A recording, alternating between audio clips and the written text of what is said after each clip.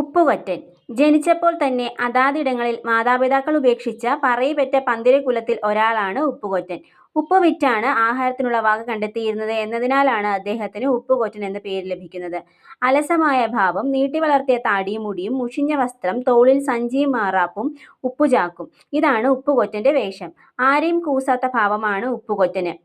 ഉപ്പ് വിറ്റ് ജീവിക്കുന്നതിനാൽ നിലയ്ക്കാത്ത യാത്രയാണ് അദ്ദേഹത്തിന്. കിട്ടുന്ന ഭക്ഷണം കഴിക്കുകയും എത്തുന്നിടത്ത് കിടന്നുറങ്ങുകയും ചെയ്യുന്നു. എല്ലാവരും സമന്മാരാണ് എന്ന ചിന്തയാണ് ഉപ്പുകൊറ്റനുള്ളത്.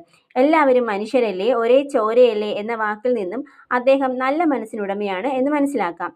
തനിക്ക് സത്യമെന്ന് തോന്നുന്നത് ആരുടെയും മുഖത്ത് നോക്കി വിളിച്ചു പറയുന്നവനാണ് ഉപ്പുകൊറ്റൻ. കുട്ടികളോട് വലിയ സ്നേഹമാണ് അദ്ദേഹത്തിന്. അത്ഭുതസിദ്ധികളും മായാജാലങ്ങളും അറിയാം. അതുകൊണ്ട് തന്നെയാണ് കുട്ടികൾക്ക് പ്രിയപ്പെട്ടവനായത്. കുട്ടികൾക്ക് നൽകാൻ എപ്പോഴും കയ്യിൽ എന്തെങ്കിലും കരുതിയിട്ടുണ്ടാവും.